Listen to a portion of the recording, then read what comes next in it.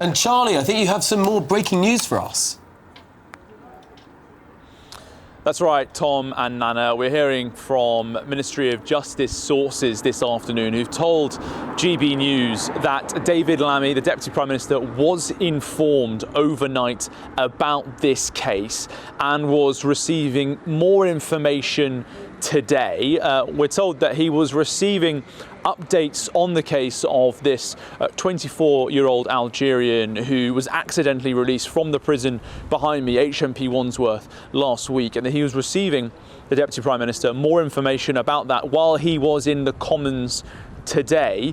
Now, justice sources have told GB News that it would have been considered irresponsible for David Lammy to have provided an update to the House while he was still gathering information about this highly complex case, which is said to involve multiple agencies, including the Prisons and Probation Service, and of course also the Metropolitan Police. Now, this comes, of course, after David Lammy was asked several times by the Shadow Minister, James Cartledge, if any other offenders had been accidentally released, asked about asylum seekers in particular. Now, in this case, the foreign national, the Algerian, we've been told by Home Office sources, is not an asylum seeker, pointing to perhaps some of the complexity that David Lammy was still processing as he was being updated on this issue overnight. We heard a statement from David Lammy earlier this afternoon describing how his officials were working through the night on this urgent issue. Now, we're also understanding that the Metropolitan Police was only informed about this case yesterday at around 1 p.m. So why he was released from prison accidentally last Wednesday, but the Met was only informed yesterday, that's going to form the centre, I think, of a lot of the focus on this beyond the immediate issue for the Metropolitan Police, which is the manhunt.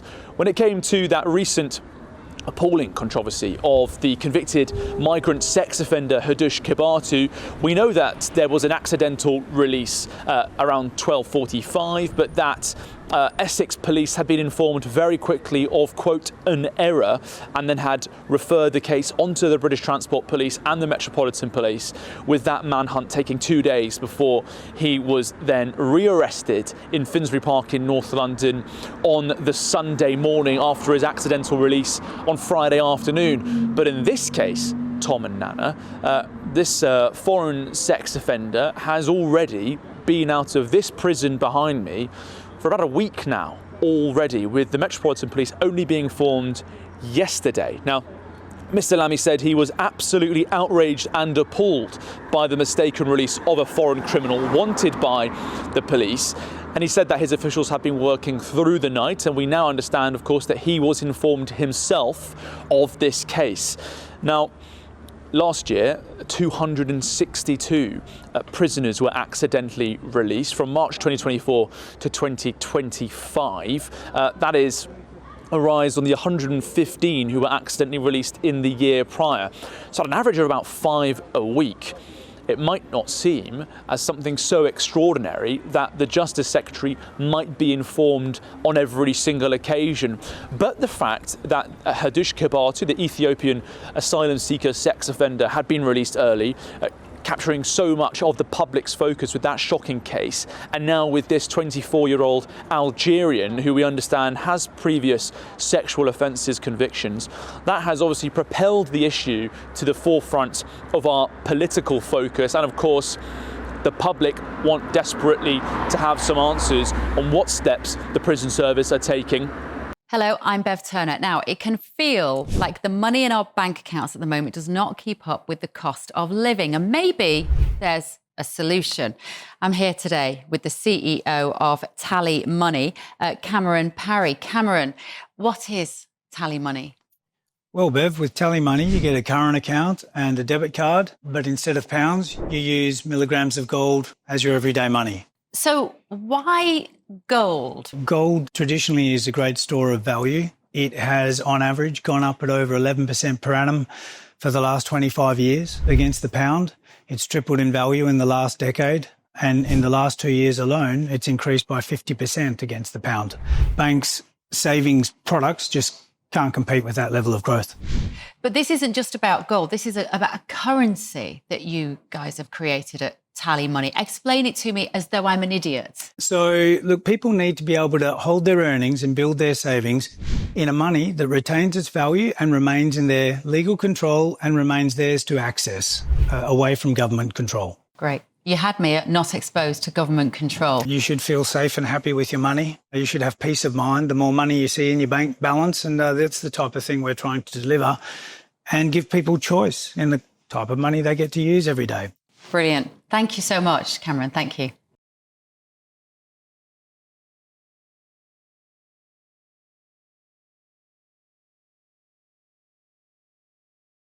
David Lammy saying that he'd introduced more stringent checks, the most stringent checks since Hadush Kabatu was mistakenly released. But then a matter of days later, it's happened again, this time with this 24-year-old Algerian offender. Now, we've also heard a reaction from David Lammy's shadow minister, that's Robert Jenrick, the Shadow Justice Secretary. He said this is another shambles under Calamity Lammy's watch.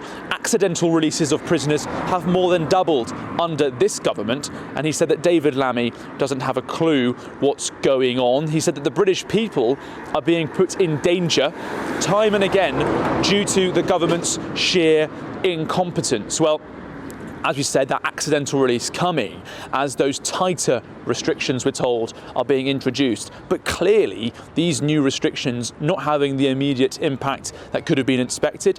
It's possible that there has been a delayed rollout to whatever these new stringent checks might be. We also don't know at this stage the prison sentence for this Algerian offender, what it was and how much time was left on his sentence. But David Lammy has now ordered an independent inquiry into Kabatu's release and a new 3-page checklist of new mandatory release measures. So that now requires a prison governor to be physically present when a foreign offender is released. So there'll be tough questions for HMP Wandsworth as they're thrown into the spotlight of this crisis. Was their governor physically present when this 24-year-old Algerian was accidentally released ahead of his sentence being completed? Kabatu's case, of course, would have been at the centre of this new review being launched by Dame Lynn Owens, the former head of the NCA, the National Crime Agency. But now we expect that this 24-year-old case, this Algerian foreign offender who's understood also to have previous convictions for sexual offences, his case will almost certainly now also form a part of Dame Lynn Owens's review. We've also had a reaction, Tom and Nana, from Chris Phil, the Shadow Home Secretary. He said that the release of another migrant poses danger to the public. He said that this was shocking. He says he needs to urgently confirm if the Ministry of Justice were informed about the release. Well, we have since had that confirmation with his officials working, we're told, overnight. GB News being informed by Ministry of Justice sources that he was also personally updated last night, was being updated through the night and also gaining more information about this case while he was in the House of Commons today. We understand that could have been including right up until PMQs when he was asked those 5 questions by James Cartledge, the Shadow Minister, on this case. But as the number of releases in error has shot up from 115 to 262, and there have now been 2 high-profile cases of foreign migrant sex offenders facing an early release, it's clear that the Justice Secretary, David Lammy, is under intense pressure, but the Prime Minister's spokesperson says he has full confidence in the Minister. Charlie Peters, thank you very much. Well, let's have a look at David Lammy, the Deputy Prime Minister, statement. This is what he said. I'm absolutely outraged and appalled by the mistaken release of a foreign criminal wanted by the police. The Metropolitan Police is leading an urgent manhunt, and my officials have been working through the night to take him back to prison. He went on to say victims deserve better and the public deserve answers.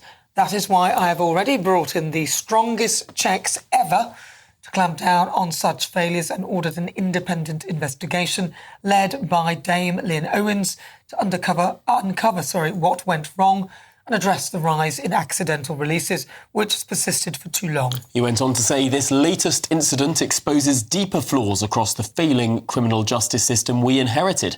Dame Lynn Owens' investigation will leave no stone unturned to identify these issues so we can fix them, improve safeguards and ensure the public is properly protected. And Shadow Justice Secretary Robert Jenrick has told The Telegraph. This is another shambles under Calamity Lammy's watch. Accidental releases of prisoners have more than doubled under this government, and David Lammy doesn't have a clue what's going on. The British people are being put in danger time and again due to the government's sheer incompetence. And Nigel Farage, Reform UK's leader, said, another dangerous criminal is on the loose thanks to Labour. What a total farce. Well, joining us now, still in the studio, political correspondent Catherine Forster. So lots of response from all the other leaders. David Lammy, in his, once again, makes reference to the previous government, as he was sort of saying that the system he inherited.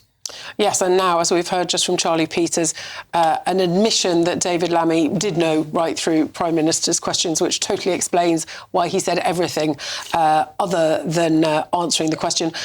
And also, he was visibly furious. I thought it was an incredibly bad-tempered. I mean, it always can get feisty, but he was really, really livid. And I guess because he knew what an incredibly difficult place the government were in. Now, the defence that they have given is said, you know, he was spoken to about this last night. They've been working through the night, new information. He felt it would be irresponsible when they sort of hadn't got all their ducks in a row to divulge this at Prime Minister's question. So that is the explanation. But look, this happened just 2 days after these key measures, these toughened checks, had supposed to be brought in following the release of Kabatu, after the being jailed for the assault of the 14-year-old girl. And I was just looking at what those enhanced checks are. Mandatory use of a checklist, a new 5-page checklist must be completed for every release. Senior staff sign off, so the duty governor personally responsible for expecting and signing off the release checklist. That was previously done by someone more junior. And physical presence for deportation cases for foreign national offenders being released under the early removal scheme, the duty governor being physically present. Other measures too. So it sounded like this would make a difference. And I have to say, I wonder, in this case, HMP Wandsworth, was it simply the case that because these were so new that they hadn't been implemented? Because the whole point of this checklist is to stop this happening. So many unanswered questions. We know now that this man was not an asylum seeker, but so many unanswered questions. And of course, top of the list being, where is this man now? We know he was jailed for trespass with intent to steal. We know he had previously committed sexual offences. Indecent exposure is our understanding. But where is he? I mean, he could be anywhere. And the fact that he was out for nearly a week before the Met Police even knew. Well, I win the bet, Tom. Yeah, you do. I told you. I said David Lammy knew. I could see by the way he was behaving, the way he was adamant, the way he turned it into an aggressive thing to try and deflect from himself. To me, his body language and the tone of his voice, I knew that he knew. And what a bad choice as well. I mean, Catherine, do you think that there's a world in which David Lammy could have answered that second question that James Cartledge came with, has anyone else? Is there a world in which he could say, look, I've been briefed about something last night. It's not appropriate to give all the details now, but I will make a further statement to the House in due course. I mean, he could have said that and shut the issue down from his perspective without this sort of Damocles hanging over Prime Minister's questions for the rest of the session. I guess he could. With the benefit of hindsight, that might have been a better move. Of course, James Cartledge would have still questioned and questioned. But I think they were wrong-footed because they obviously knew this was in the ether. They would have known that it was going to come out at some point. I guess they were hoping to get on top of it before that happened. But clearly the Conservatives and James Cartledge knew about it and knew that the news was about to drop, as indeed it did, right at the end of PMQs. But I did think David Lammy, I would say it was not his finest hour. He was visibly furious. But at the end of the day, for all the Tories' failures, the underfunding of prisons that's gone on for so long, the buck stops with the current government. And he is the Deputy PM and the Justice Secretary. And as Charlie Peters has said, accidental release has more than doubled under this government.